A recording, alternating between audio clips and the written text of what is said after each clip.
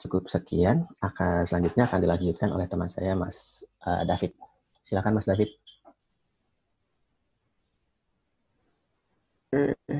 Oke, halo semuanya. Terima kasih Kang Yahya dan terima kasih HoneyCloud buat waktunya. Jadi perkenalan singkat lagi, nama saya Wasiat David. Saya software engineering development lead di Dana dan udah jalan 3 tahun ini saya di Dana. Nah, jadi kalau Mas Yahya sebelumnya ada ngomongin mengenai domain, nah saya lead untuk domain member customer domain. Kalau dari slide-nya Mas Yahya, gitu. Oke, next Mas Yahya mungkin.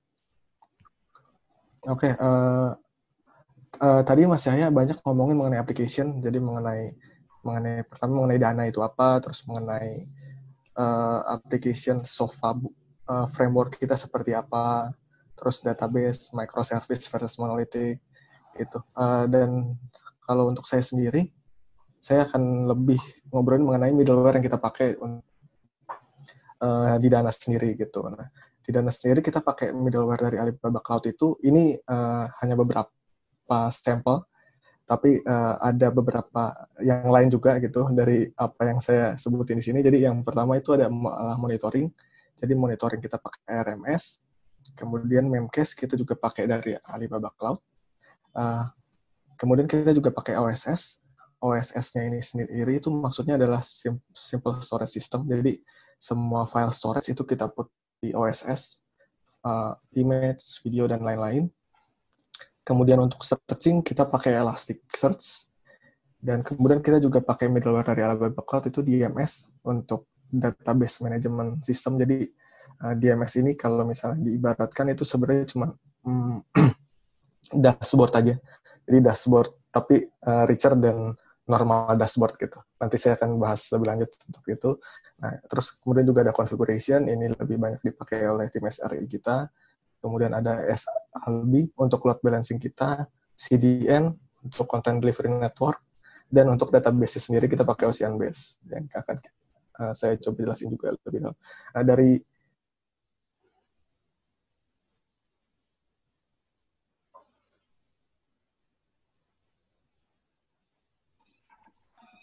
beberapa ini, saya akan coba lebih dalam dari itu.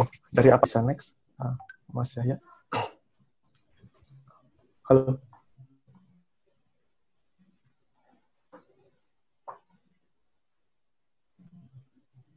Halo. Halo, Mas. Halo, Mas Yahya.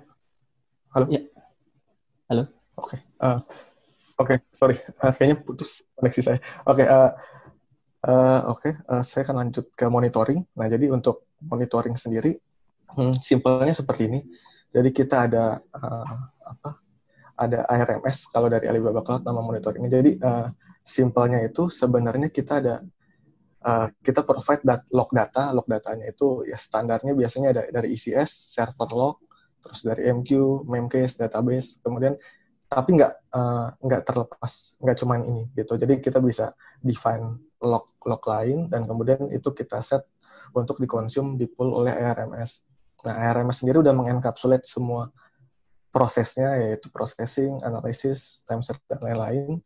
Dan dari sisi developer, kita cuma butuh take care about application-nya. Jadi kita melakukan monitoring dari application dan lain-lain. Nah, beberapa hal yang bisa di-highlight dari RMS sendiri itu adalah yang pertama browser experience. Jadi maksudnya di sini adalah kebayang tadi Mas Yahya sempat ada ngomong mengenai kita punya banyak domain di Dana, di satu domain itu kita bisa ada berbagai sistem gitu. Jadi multiple domain, per domain ada berbagai sistem, per sistem kita bisa punya berbagai monitoring. Jadi bisa kebayang berapa banyak monitoring yang kita miliki gitu. Nah, dengan adanya browser experience kita bisa lebih mudah untuk mencari monitor spesifik yang kita mau.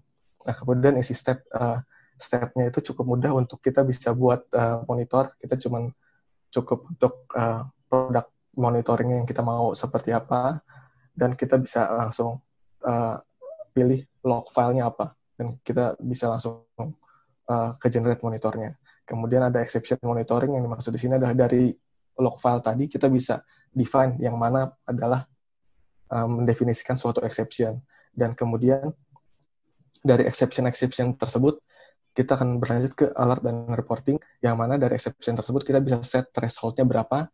Dari threshold itu, kalau break the threshold, kita bisa buat alert yang mana itu bisa integrate ke third party.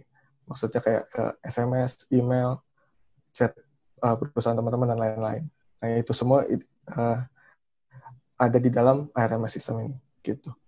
Next lagi, Mas Yahya. Halo? Oke.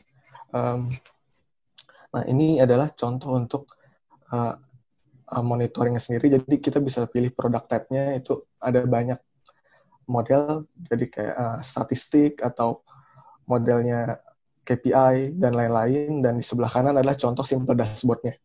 Nah, ini contoh simple dashboard-nya, yang dashboard itu artinya adalah dia gabungan dari berbagai monitor. Jadi kita bisa lihat di sini misalnya ada contoh KPI atau contoh accumulate service count per menit misalnya, dan errornya. Nah, ini kita bisa buat seperti ini, dan ini nggak sulit untuk ngebuat ini dari RMS tersebut. Nah, itu singkatnya untuk dari monitor sendiri. Next lagi, Mas Yahya. Oke, kita lanjut ke DMS. Nah, untuk di DMS, ada beberapa hal yang cukup unik di DMS. Jadi di DMS saya sempat bilang mengenai DMS itu kumpulan dashboard dari database kita, tapi DMS ini bisa support berbagai database type. Jadi database type-nya itu dia bisa support RDBMS, RDBMS-nya seperti PSQL, MySQL, PolarDB, OceanBase. Nah, kemudian dia juga bisa support AnalyticDB seperti OLAP gitu. Dan kemudian yang saya tahu juga adalah kita bisa database type ini bisa disupport NoSQL seperti MongoDB. Nah, kemudian tadi Mas Yaya ada juga ngobrol mengenai sharding. Nah, kalau di sharding itu kita dari segi operasional kita akan nggak mudah untuk kita bisa cari suatu table gitu. Jadi kita butuh tahu rule-rule-nya untuk kita bisa mengakses suatu table. Misalnya kita punya satu spesifik DB, dia punya tabelnya 1 sampai 10, berarti kita butuh tahu suatu data itu ada di table mana. Tapi dengan di DMS kita bisa mengelompokkan per table tersebut di dalam suatu logical DB. Nah, itu adalah termnya di DMS. Itu jadi logical DB adalah satu DB, isinya kumpulan physical sharding table. Kayak gitu. Nah, itu sehingga dengan begitu dari operational, misalnya kita butuh melakukan select atau dari SQL operation-nya, yang ketiga, kita bisa langsung menemukan letaknya di mana, tanpa kita butuh untuk benar-benar tahu table sharding rule-nya seperti apa.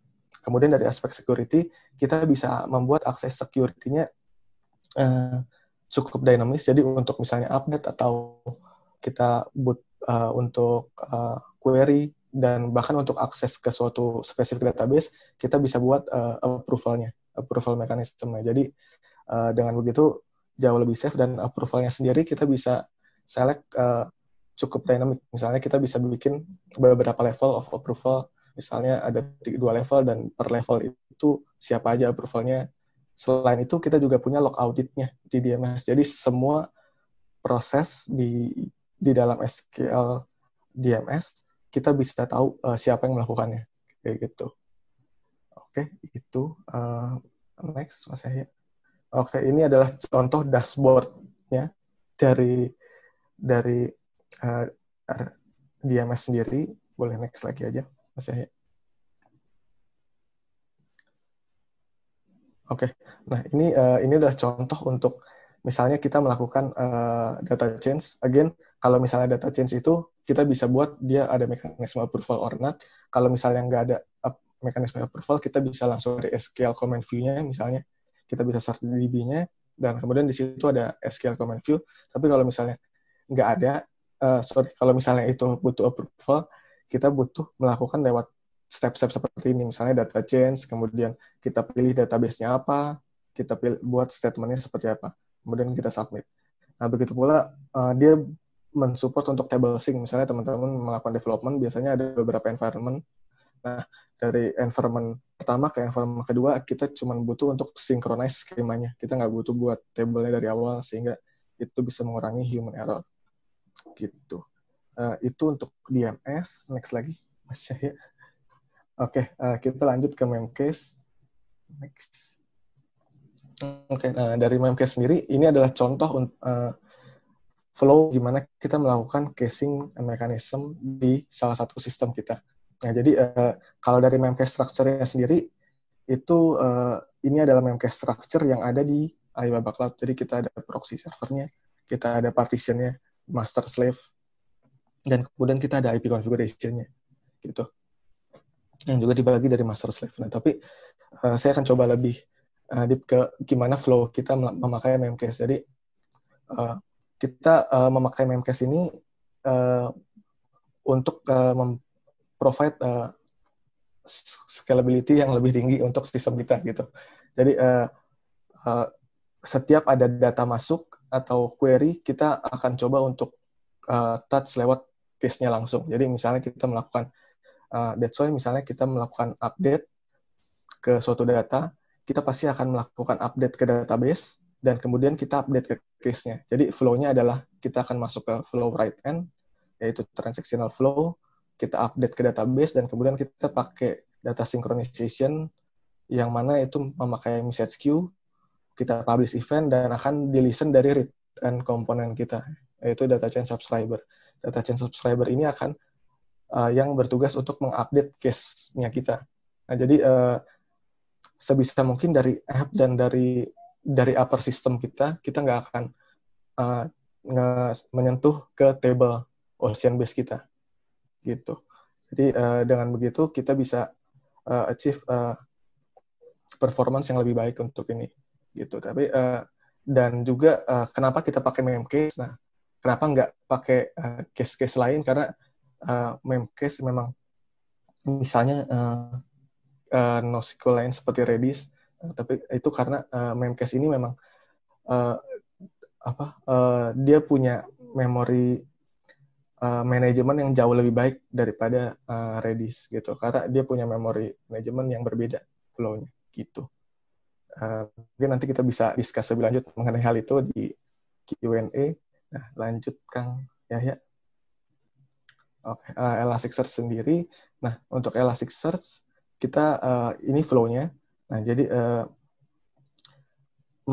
dari segi developer kita sebenarnya cuman kita butuh aksesnya dari Kibana app-nya aja. Dari Kibana app kita bisa tahu data-datanya, kita akses semua dari Kibana, dan flow-nya dari segi arsitektur sebenarnya ini sistem kita, dan ini Elasticsearch ES cluster kita. Nah, jadi kita bisa membuat aksesnya itu sesecure mungkin, which is lewat VPC network. Nah, VPC network itu adalah private network yang di-provide oleh Alibaba Cloud. Nah, jadi dengan begitu kita bisa dapat connection yang jauh lebih stabil untuk koneksi antara application kita dengan Elasticsearch cluster kita. Oke, itu next lagi Mas Yahya. Oke, dan ini adalah contoh untuk monitor, log, dan konsol yang ada di Kibana. Jadi dari seperti di slide sebelumnya itu ada Kibana, part Kibana, nah itu adalah yang biasanya in touch langsung dengan developer atau operations. Nah, itu di sini ada contoh monitornya, tapi monitornya nggak cuma ini sebenarnya, tapi kita bisa lihat nodes-nya, indice-nya, shards-nya. Nah, dari situ kita bisa lihat search rate, latency, dan lain-lain. Dan kenapa hal ini penting? Kenapa nggak kita lewat RMS aja yang sebelumnya? Toh kita bisa lihat monitornya juga di situ. Nah, tapi kalau kita cuma lihat di situ, since ini adalah dua entity terpisah, kita sometimes kita nggak bisa benar-benar tahu suatu latensi itu, atau misalnya kita punya time cost tinggi, itu untuk digest-nya itu lebih sulit gitu. Jadi dengan adanya kita punya monitor khusus untuk IS, kita bisa tahu misalnya untuk misalnya kita dapat time cost atau error, kita bisa tahu time cost tingginya itu letaknya dari mana gitu. Ini kemudian ada logs, dan ini konsol untuk mainannya dev untuk kita coba-coba IS query atau search kayak gitu sih. Nah, next saya kita masuk ke Ocean Base. Nah, Nah, Ocean sendiri itu mungkin term yang baru ya dari buat teman-teman. Jadi Ocean Base sendiri dia dibuat oleh tim Alipay dan N Financial. Jadi background-nya adalah mereka butuh DB yang high performance, yang high scalability, dan dia butuh bisa diakses dari tempat yang jauh seperti itu. Nah, jadi mereka come up with Ocean Base ini. Nah, Ocean Base ini sendiri sebenarnya adalah DB distributed database gitu. Tapi kata kuncinya di sini sebenarnya adalah lewat Paxos Protocol. Jadi di dalam Paxos Protocol ini dia mewajibkan kita untuk kita bisa memakai Ocean Base, kita butuh memiliki 3 zone minimal. Nah, di dalam setiap zone ini kita punya disk. Nah, di dalam disknya ini kita butuh memiliki beberapa beberapa disk yang mana satu disk akan disebut sebagai leader dan disk lainnya akan disebut sebagai follower. Nah, jadi misalnya teman-teman bisa bayangin kita melakukan write. Saat kita melakukan write, sebenarnya yang kita write itu adalah pertamanya akan ke leadernya dulu. Kemudian leader dia akan mendistribut itu ke dalam follower-followernya. Baik itu dilakukan di setiap zone. Nah, terus kemudian mungkin bisa ada pertanyaan, kalau misalnya ada yang failed kayak gimana? Nah, dari Paxos ini sendiri, Ocean Base akan meng-assume itu tetap sukses bila majority of the disk itu sukses untuk melakukan update. Jadi misalnya ada 10 disk di dalam per zone, maka kalau misalnya udah ada 6 sukses, dia akan sukses. Gitu. Tapi kemudian mungkin bisa ada pertanyaan lain, gimana kalau misalnya leadernya yang fail? Karena kan leader nggak akan, kalau leader berarti leader nggak bisa dong membagi ke yang lain. Nah, itu ada mekanisme namanya kalau leadernya fail, dari Paxos dia akan mencoba mencari leader baru dari followernya, dan task yang masuk itu akan disebut sebagai pending task. Nah, dari the chosen one-nya itu, partition yang akan menjadi leader, satu hal penting yang dia akan lakukan adalah dia akan mencoba untuk menyelesaikan pending task-nya dulu, yang namanya itu adalah fase reconfirm gitu. Nah, di fase itu setelah dia sukses, maka barulah si partition ini akan menjadi leader, dan kemudian dia bisa melanjutkan proses-proses lainnya gitu. Nah, itu hal pertama, tapi ada lagi hal unik kedua adalah quasi in-memory database. Jadi, saat kita memakai Ocean Base, itu jarang sekali kita akan langsung akses ke disk gitu. Jadi kita akan akses ke memory table. Jadi kalau misalnya dilihat di simple bagannya ini, kita ada disk, ada memory table, dan kemudian ada configuration. Nah, jadi most of the time kita akan akses cuman ke case-nya itu, ke memory table. Nah, tapi kalau mem table-nya udah full, baru kita akan ada nama termnya adalah incremental merge. Jadi kita akan memindahkan yang exit limit ini ke dalam disk. Nah, baru proses pemindahannya itu memakai apa yang saya jelaskan sebelumnya lewat fase leader dan follower-nya tadi, kayak gitu. Nah, kemudian mungkin ada pertanyaan, kalau misalnya nggak pernah full, kapan dia akan masuk ke disk? Gitu kan ya. Nah, itu adalah makanya kita untuk Ocean Base kita selalu ada kita harus men-set di dalam suatu hari atau suatu periode tertentu untuk melakukan daily merge atau merge proses atau full merge, yang mana artinya di dalam setiap periode tersebut kita akan melakukan pemindahan dari memory table ke dalam disk gitu. Jadi dengan begitu data di memory dan data di disk akan selalu konsisten. Oke, itu paling untuk perkenalan singkatnya mengenai Ocean Base. Oke, kira-kira itu aja kalau dari singkatnya untuk middleware kita yang kita pakai. Gitu, beberapa yang kita pakai. Gitu sih. Thank you Pak Yahya dan Pak David.